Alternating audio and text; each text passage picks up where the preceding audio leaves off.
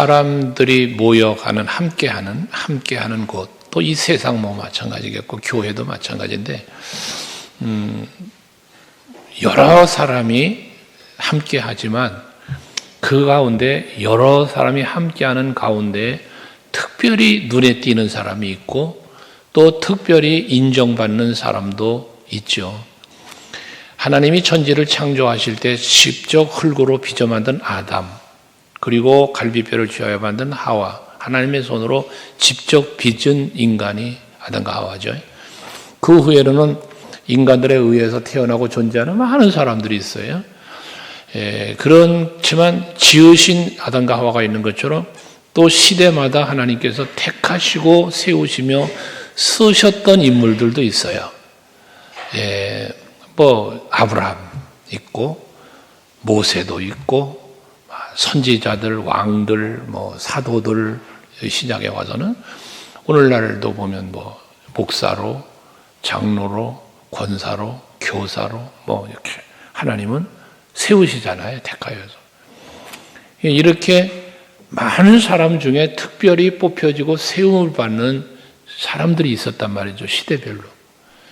그런데 그렇게 특별하게 뽑혀지고 세움을 입고 쓰임받고 또 쓰임받음에도 인정을 받는 이런 사람들이 성경에는 많아요.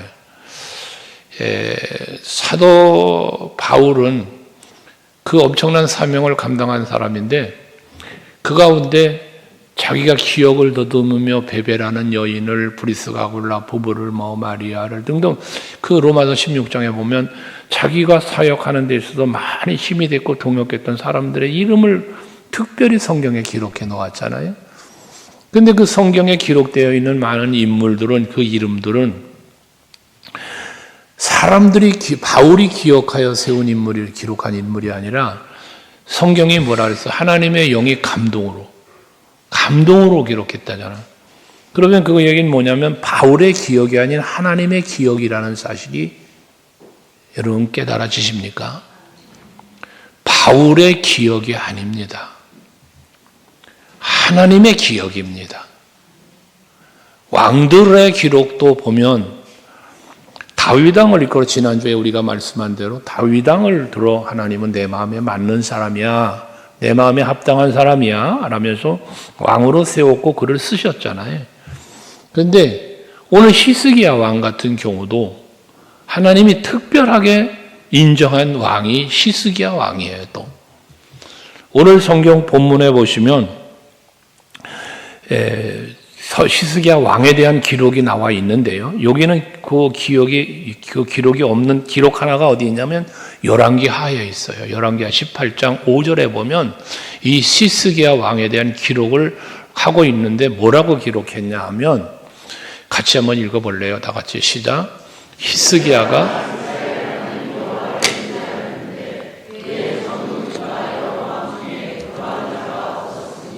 히스기야 왕이라는 이 인물이 있었는데 이 사람은 어떻게 했어요? 여호와를 의지했다. 이 의지했다는 말은 여호와를 믿었다는 거잖아요. 여호와를 믿었어. 그런데 그 의지함이 어떻느냐? 그의 전후 유다 여러 왕 중에 그러한 자가 없었답니다.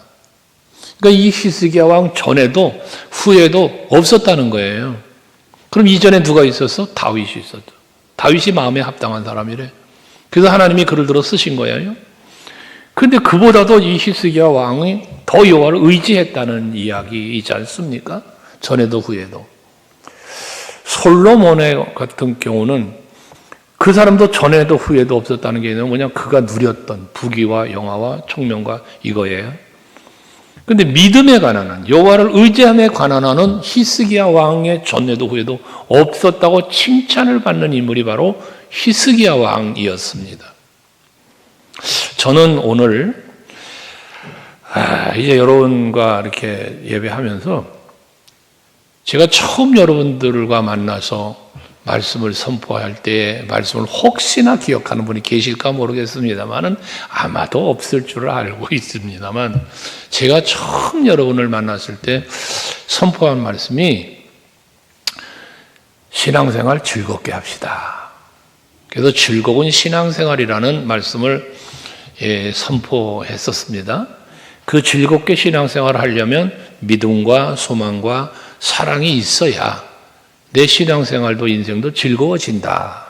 그러니 그렇게 신앙생활 한번 즐겁게 해봅시다라고 여러분들에게 말씀을 선포했던 기억이 있습니다. 이제 오늘 이 시간에 여러분에게 드리고 싶은 말씀은, 선포하고 싶은 말씀은 여호와 하나님이 히스기야 왕처럼 여호와 하나님이 보시기에, 오늘 본문에 보면 그렇잖아요. 오늘 본문 20절에 보면 그의 하나님 여호와 보시기에라는 말씀을 해요. 그의 하나님 여호와 보시기에. 그러니까 여호와는 히스기야 왕의 하나님이었어요. 앞에 말한 것처럼 하나님을 철저하게 의지했던 사람, 전에도 후에도 없을 만큼 그런 왕이었단 말이에요. 그러니까 하나님은, 여호와는 나의 하나님으로 믿고 섬겼던 히스기야 왕이라는 얘기거든. 근데 그러한 그의 믿음을 하나님이 보시기에, 여호와가 보시기에라는 말을 해요. 자, 여러분들에게 이 시간 드리고 싶은 말씀, 수없이 여러분에게 드린 말씀이기도 하지만 다시 한번 말씀을 드리고 싶은 것은 하나님 보시기에 합당한 신앙생활하는 여러분 되시기를 바랍니다. 여러분의 믿음이 하나님이 보시기에 기뻐할 만한, 하나님이 보시기에 참 영광 받으실 만한 그와 같은 믿음이 여러분이길 원하는 거예요. 사랑도 마찬가지요, 예배도 마찬가지요, 헌신도 마찬가지요, 무엇을 하든지 하나님 보시기에. 그러면 이렇게 하나님 보시기에 합당한 삶을 살기 위해서 우리는 어떻게 살아야 될 것인가라는 걸 생각해 보는데, 이 히스기야 왕 같은 경우는 그 역대하 29장 2절 말씀에도 보면, 역대하 29장에도 말했습니다만은, 여기 보면 히스기야가 그의 조상 다윗의 모든 행실과 같이 여호와 보시기에 정직하게 행하였더라라고 말씀하고 있는데요. 그가 한 일에 대한 기록이 나와 있어요. 열왕기하에도 나와 있고 역대기도 나와 있는데, 무슨 일을 했냐면 자기 아버지 아사왕이 그 종교개혁을 했어요. 그래서 막 우상 타파하고 막 이러는데 열심히 하나님 중심으로 왕으로 살았는데, 마지막 그가 마음이 변절되어요. 그 우상을 또 섬기고 막 이래 돼 버렸어요. 그때 히스기야 왕이 대를 이어서 왕이 되었는데, 그때 제일 먼저 한 일이 뭐냐? 성전을 정결케 했다. 왜냐하면 성전 안에 우상이 들어와 있으니까, 성전 안에 예배가 무너졌으니까 이걸 먼저 정결하게 하는 일을 했어요. 우상을 제거하고 사람들이 막 섬기는 산당들을 파괴하고, 이런 일을 했단 말이에요. 먼저 한 일이.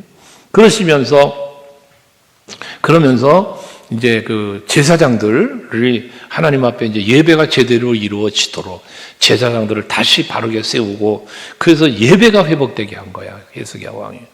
이런 일을 히스기야 왕이 단행을 했어요. 여호와 하나님께서 행하신 모든 일을 행하였다는 거예요. 그 명하신 걸 지켜 행했다는 것을 말하고 있어요. 그래서 그 아까 열왕기하 그 18장 5절 말씀 봤는데, 그 뒤에 나오는 말씀에 보면 이 히스기야 왕은 언제나 여호와 하나님 보시기에 살았다는 것처럼 여호와 하나님 곁에서 여호와 하나님을 떠나지 않고 모세를 통하여 주셨던 모든 율법을 다 지켜 행했다고 이 히스기야 왕에 대한 기록을 하고 있습니다. 이렇게 모범을 보이는 왕이 되어지니까, 왕이 오르자마자 성전을 정결케 하고 우상을 타파하고 산당을 제거하고 예배를 회복시키고 막 이런 역사를 일어나니까, 왕으로만 끝난 게 아니라 그를 따르는 모든 방백들이, 백성들이 변화가 일어나기 시작을 하는 거예요. 그래서 예루살렘뿐만 아니라 주변 나라들에 이르기까지, 북이스라엘도 또 므낫세, 이 모든 게 다 그렇게 막 변화가 일어나는 거예요. 사도행전 1장 8절에 보면 오직 성령이 너에게 임하시면 너희가 권능을 받고, 너희가 한 사람이 한 사람. 그러니까 그 한 사람에게 성령이 임하니까, 여러분에게 성령이 임하면 그 사람이 성령으로 충만해지니까 어떻게 돼? 예루살렘과 온 유대와 사마리아와 땅 끝까지 이르러 그러잖아요. 한 사람이 성령 충만 받으면 그 파장이 일어난다는 거예요. 히스기야 왕 한 사람의 이 놀라운 변화는 히스기야 왕뿐만 아니라 유다 나라가, 예루살렘이, 사마리아가, 주변 나라들까지 파급 효과가 일어난 거예요. 우리 서강교회가 바로 그런 교회가 되길 원하는 거예요. 그러니까 우리 교회가 그렇게 되려면 어떻게 돼요? 여러분이 그렇게 돼야 되는 거예요. 거룩한 불길이 한번 치솟아 오르면 그 불길은 사방으로 퍼져가는 거예요. 이게 성령의 불길인 거야, 여러분.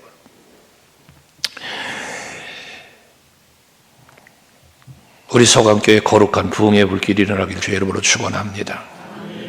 그러려면 뭐 합니까? 여러분이 먼저 히스기야 왕처럼, 여러분이 먼저 히스기야 왕처럼 여호와께서 보시기에 합당한 모습으로 살아가는 여러분 될 수 있기를 바랍니다.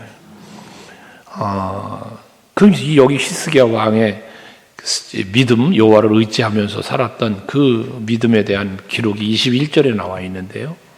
거기 보면 그가 행하는 모든 일, 곧 하나님의 전에 수종드는 일에나 율법에나 계명에나 모든 일이야. 모든 일 말 그대로. 모든 일이 그의 하나님을 찾았다고 말하고 있고, 그리고 한 마음으로 행하였다라고 말을 해요. 여기서 말하는 한 마음은 하나님을 찾았고 하나님과 한 마음이에요. 하나님과 한 마음이에요. 우리 서강교회 성도들이요, 예수를 찾고 의지하고 동행하고 예수와 한 마음 되는 여러분 되시기 바라요. 그러면서 살 때 하나님은 그에게 형통함의 복을 주셨다고 그랬어요. 형통케 했다고. 오늘 예배하는 여러분들이 바로 하나님 앞에 하나님을 찾고 한 마음으로 행하면서 형통케 하시는 하나님의 복을 누리는 여러분 되시기 바랍니다. 이게 복의 근원이야. 그럼 그 삶이 어땠는가를 보면 20절 마지막에 보면 여호와 보시기에 어땠나? 세 가지를 말하지. 선과 정의와 진실함으로 행하였다 말씀하고 있습니다. 오늘 여러분 이 당부를 드리는 거예요. 여러분 히스기야 왕처럼 선하게 사시기 바랍니다. 선하게. 이 선이라고 하는 것은 세상 사람들이 말하는 선은 윤리적으로나 도덕적으로나 사회적 관념 속에서의 선을 말합니다. 그러나 오늘 성경이 말하는 선은 선이라고 기록했지만 이 단어를 좀 다른 말로 풀면은 좋은 것, 가치가 있는 것, 귀중한 것이라는 의미를 가지고 있어요, 원어에. 그러니까 우리가 선을 행한다는 것은 조금 다른 말로 표현하면 뭐냐? 좋은 것을 이루어 내려고 하는 삶이 선을 행하는 거예요. 가치 있는 일을 하는 거예요. 귀중한 일을 하는 거예요. 조건, 여호와 보시기에. 하나님이 보실 때 좋아하실 만한 일, 하나님이 보실 때 가치 있는 일, 하나님이 보실 때 귀중하게 여길 만한 일을 하며 사는 것이 하나님 앞에 선을 행하며 사는 것이라는 겁니다. 여러분들이 가치의 기준을 어디에 두고 사시는가? 지난주에도 말씀드렸잖아요. 여러분의 인생의 가치 기준이 어디에 있는가? 여러분이 소중하게 여기고 귀하게 여기는 것은 무엇인가? 무엇인가? 여러 가지가 있을 수 있겠습니다만은 우리가 신앙적으로 생각해 볼 때 나에게 가장 소중하고 가치 있고 귀중한 것은 오직 예수일 겁니다. 예수여야 합니다, 여러분. 찬송만 주 예수보다 귀한 것 없다고 하는 게 아니라 실제 내 심령 속에서 신앙 속에서 예수보다 귀한 건 없어. 이것이 여러분의 믿음이 되고 고백이 될 수 있기를 바라는 겁니다. 그런데 무엇이 좋고 귀하고 가치가 있는 것을 분별하고 그에 합당하게 하나님 보시기에 합당한 삶을 우리가 살아야 되는데 그러고자 하는 마음이 우리에게 있어요. 그런데도 불구하고 그렇게 살지 못할 때가 있어요, 우리가. 여러분 그런 경우 있으시죠? 이러면 안 되는데 그런 일 있으시죠? 없어요? 있잖아. 내가 어떠한 말과 행동을 하면서 내가 왜 이랬지? 이러면 안 되는데 했던 경험들이 아마도 있으실 겁니다. 그러면서 더불어 그래 이러지 말자. 잘 살아보자. 좋게 살아보자. 선하게 살아보자. 다짐도 했었을 거예요. 하지만 무너져 내려요. 그렇게 다짐을 하는데 다짐하고 돌아서면 바로 무너져 내릴 경우도 있고 그래요. 그래서 사도 바울은 로마서 7장 18절 이하에서 그런 참 그 바울의 그 안타까운 고백이 나오지 않아요. 거기 보면 바울의 고백이 뭐라 그래? 내 속, 곧 내 육신에 선한 것이 거하지 아니하는 줄을 안다. 그러면서 이어진 말이 뭐야? 원함은 내가 있으나 뭘 원하냐? 선을 원하는 마음은 내게 있어. 그렇지만 선을 행하는 것은 없다. 선을 행하고자 하는 마음은 있지만, 다짐도 하지만, 회개도 하지만 이루지 못한다고 말하는 거예요. 그러면서 내가 원하는 바 선은 행하지 않고 도리어 원하지 않는 바 악을 행하는다. 누가? 내가. 바울이. 오늘 여러분들이 그런단 말이잖아요. 그러면서 이어진 말이 뭐냐면, 내가 원하지 아니하는 그것을 하면 이를 행하는 자는 내가 아니고 내 속에 거하는 뭐라? 죄니라.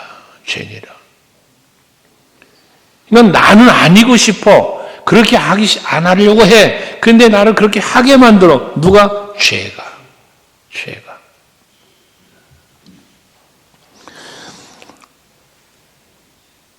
그런데 그 죄는 과연 무엇일까? 죄는 무엇일까?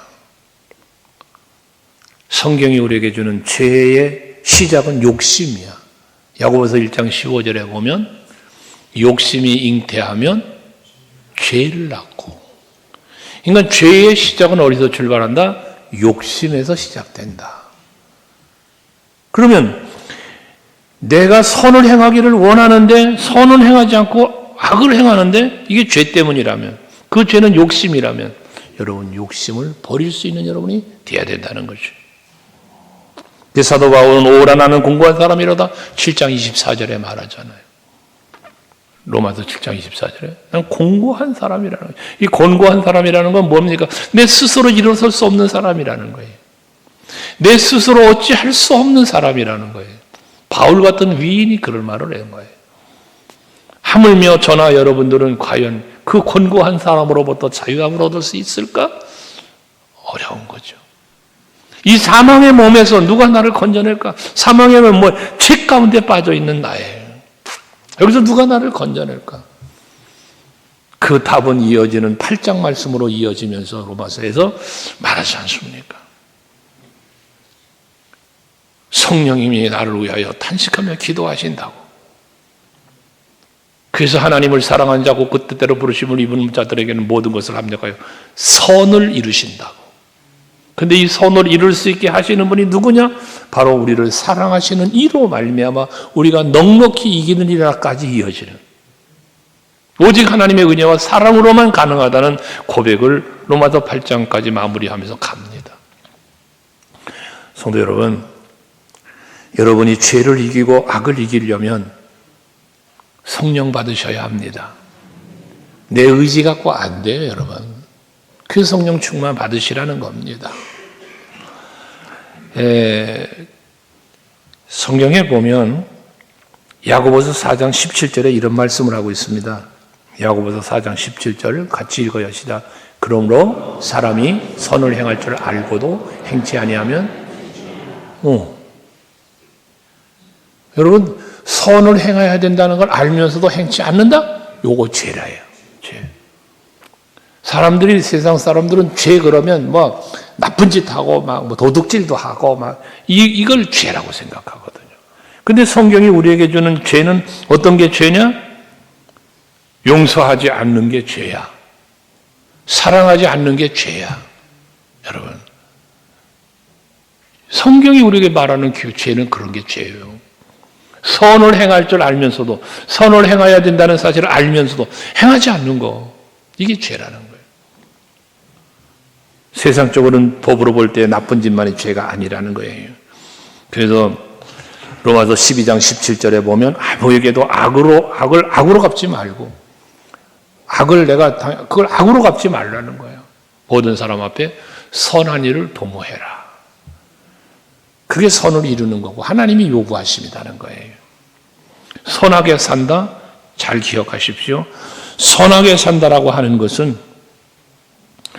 하나님이 보시기에 선이란 말이에요. 순종입니다. 순종. 하나님 앞에 서는 순종이어야 하나님이 기뻐하시며 삶이 그게 선이에요, 여러분. 뿐만 아니라 이 히스기야 왕은요, 정의롭게 살았다고 말하고 있어요. 정의롭게 살았다. 정의를 말하는데 이 정의는 뭐냐? 고듬, 올바름, 뭐 이런 걸 말해요. 정직까지를 포함한. 정직하게 살았다는 거예요. 올바르게 살았다는 거예요. 바르게 살았다는 걸 말하고 있습니다. 그렇다면 우리는 어떻게 하냐? 하나님이 우리에게 명하시는 길, 하나님이 우리에게 요구하시는 길을 걸어가야 된다. 바른 길, 바른 길. 고든 길. 그 길이 예수께서 우리에게 주신 교훈이 뭡니까? 그게 바로 생명의 길, 천국 가는 길이요. 복된 길이요. 근데 그 길이 뭐라? 내가 곧 길이라 하잖아. 내가 곧 길이요, 진리요, 생명이다. 결국 예수를 바라보고 예수를 따라가고 예수와 동행하는 삶을 살아가는 것, 이게 곧 정의로운 길을 걸어가고 있는 거라는 겁니다. 열왕기상 18장 3절 말씀에 보면 히스기야가 그의 조상 다윗의 모든 행위와 같이 여호와 보시기에 정직하게 행했다. 정직하게 행했다. 이렇게 표현을 합니다. 이 말은 하나님의 명령과 언약을 믿었고 온전하게 순종하며 살았다는 의미로 볼 수도 있는 것이죠. 히스기야 왕은 그렇게 살았다는 거예요.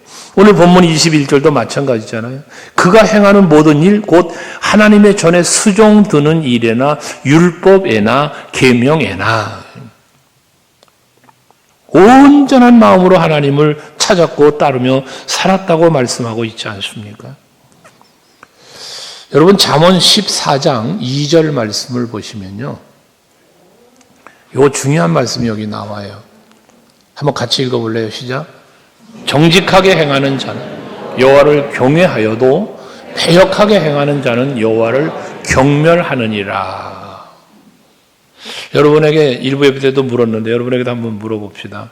여러분 혹시 여호와를 경멸해 보신 적 있어요? 여러분 여호와를 경멸해 본 적이 있으시냐고요? 얼른 없다고 그래. 없죠? 없어요. 없을 것이에요. 그런데 이 말씀을 보면 정직하게 행하는 거, 정직하게 행한다, 올바른 길을 걷는 거예요. 하나님 말씀에 순종하는 길에 이게 정직한 길이. 그런데 여호와를 경외해도 패역하게 행하는 자는, 패역한다는 게 뭐예요? 하나님 말씀에서 떠난 거야. 하나님 말씀에 순종하지 않는 거야. 이게 패역이에요, 여러분. 그러면 그게 여호와를 경멸하는 거래요. 여러분 여호와를 경멸해 본 적이 있냐니까 다 아니라고 그랬지. 그럼 이런 질문을 하면 여러분 여호와 하나님의 말씀을 불순종한 일이 있어 없어? 여호와 하나님의 말씀을 버리고 딴짓한 일이 있어 없어? 얼른 있다고 그래요. 있죠? 그게 곧 여호와를 경멸한 거라는 거야. 이걸 우린 몰라. 이걸 몰라. 누군가를 미워해서 그 미워하는 건 예수님 뭐라고 교훈해? 살인한 거라고 그랬어. 살인한 거라고. 미워하는 걸 살인한 거라고. 보세겐 너를 대적하는 게 아니라 나를 대적하는 거라고 그랬어. 우리가 여호와 보시기에라고 하는 신앙은 그런 거예요, 여러분. 하나님이 여러분 앞에 하나님의 얼굴을 형상을 띄시고 하나님이 여러분 앞에서 손을 내미시고 손을 붙잡아 주시고 이러면 누가 죄를 범하겠습니까, 여러분? 우리의 믿음의 눈으로만 바라볼 수 있는 분, 영의 눈이 열려야만 느낄 수 있는 그러한 하나님이신데 여러분의 영성과 신앙이 깨어있지 못하면 우리는 언제나 여호와 하나님을 경멸하는 삶을 살게 되어진다는 겁니다. 하나님이 보시기에 정의롭게 산다라고 하는 이것은 바로 그런 얘기를 하는 거예요. 우리가 가진 것에 만족할 수 있다는 것은, 하나님 앞에 감사하며 살 수 있다는 것은 하나님에 대한 깊은 믿음과 신뢰에서 나오는 거예요. 내가 살아가는 삶의 모든 누림은 하나님의 은혜로 내게 주어졌다는 사실을 인정할 수 있는 신앙, 그게 하나님을 향한 깊은 믿음이에요, 이게. 그게 여러분의 믿음이 되어야 하고 삶이 되어야 하는 거예요. 그게 정의롭게 사는 삶의 모습이라는 것입니다. 특별히 계명 중에 탐내지 말라는 말씀이 있습니다. 탐내지 말아라. 이웃의것 탐내지 마라. 욕심을 품지 마라. 이 말씀을 하나님은 주고 계시는데요. 왜? 여러분 겪어도 보셨을 텐데요. 때는 지켜도 보았을 텐데요. 욕심을 품고 사는 사람, 탐심을 품고 사는 사람의 생활은 세상에 미쳐 삽니다. 욕심에 미쳐 사는 거예요. 광기로 산다가 뭐 이런 표현도 그래요. 미친 사람. 욕심이 내 안에 자리 잡고 내 마음을 지배하면 하나님의 말씀으로 벗어난 삶을 살게 되는 거예요. 그 욕심이 잉태하면 죄를 낳는다는 거예요. 다른 사람이 소유한 것을 질투하고 그걸 뺏으려고 하고 그를 짓밟아서라도 어떻게 해서라도 자기 욕심을 채우려고 하는 세상 사람들이 그런 거잖아요. 우리 성도들은 그러지 않기를 원하는 것이, 우리가 살아가는 삶의 목적이 최대한 많은 것을 축적하는 것이 아니라, 이것이 복이 아니라 품위 있고 정직하게 사는 것, 하나님이 보시기에 합당한 모습으로 사는 것, 하나님의 사람답게 그리스도인답게 사는 것, 이게 정의로운 삶이라는 거예요. 목사답게, 장로답게, 권사답게, 집사답게 사는 것, 이게 정의로움입니다. 하나님 앞에서 여호와 보시기에. 탐욕을 버리고 율법을 철저히 지키는 것, 그것만이 내 삶을 변화시킬 수 있고 하나님이 보시기에 합당한 모습의 삶을 이루어 간다. 그렇게 그런 마음을 품어야만 여러분, 우리가 세상을 바라보는 가치관이 달라지는 거예요. 세계관이 바뀌고 가치관이 바뀌고 삶이 바뀌는 거예요. 여러분, 그런 아름다운 변화가 여러분에게 일어날 수 있기를 원합니다. 마지막으로는 진실을 말하고 있습니다. 진실함으로라고 말하고 있는데, 이 진실함이라는 것은 뭐 문자 그대로 거짓이 없고 참되다라고 하는 의미를 갖고 있는데요. 이 거짓이 없고 참되다는 의미 속에 또 다른 하나의 진실함은 뭐냐? 신뢰입니다. 신뢰. 여러분, 하나님과 나와의 관계 속에 신뢰가 있어야 돼요. 나는 하나님을 신뢰하고 하나님은 나를 신뢰하고, 여러분, 이게 이루어져야 돼요. 히스기야 왕은 하나님이 보시기에 신뢰를 얻었어. 하나님의 감동으로 기록을 하실 때, 말씀을 기록하실 때에 이 말씀을 기록하게 하실 하나님께서, 야, 히스기야 왕에 대한 기록을 해라, 감동하신 거 아니겠어요? 하나님 앞에 인정받는 거다, 그 말이에요. 여호와를 믿고 의지하는 사람은요, 언제나 하나님과 함께 하면서요, 하나님의 말씀에 귀를 기울이고 그 말씀대로 살려고 몸부림을 치는 사람이 하나님과 함께하는 사람이에요. 여러분이 그렇게 사시자고요. 그 결과가 무엇입니까? 다윗처럼 요셉처럼 형통한 사람이 되었다는 거야. 형통한 사람. 처음에 말씀드렸지, 히스기야 왕 한 사람의 이런 개혁적인 신앙, 올바른 신앙은 히스기야 왕 한 사람이 아닌 방백들로 유다 나라를, 예루살렘을, 저 사마리아 북이스라엘을 여러분 주변 나라들까지 변화시켰다고 그랬잖아요. 이 히스기야 왕이 형통하였다라는 형통도 마찬가지. 그 복이 히스기야 왕 혼자 누림입니까? 아니잖아요. 유다 나라의 누림인 거예요. 유다 나라의. 저는 우리 서강교회가 여러분 한 사람의 올바른 신앙이, 여호와 보시기에 올바른 신앙이 여러분 한 사람을 형통케 하게 되고, 그 형통함으로 인하여 여러분 가정이 형통하고 우리 교회가 형통하고 그런 은혜 있기를 바라는 거예요. 창세기 39장에 보면 요셉의 형통함을 말하잖아요. 요셉의 형통을 말하는데 어떻습니까? 요셉 한 사람의 형통입니까? 아니잖아요. 보디발의 집이 형통하잖아. 애굽이란 나라가 형통하잖아. 이스라엘의 형통의 시작을 만들어낸 이가 요셉입니다.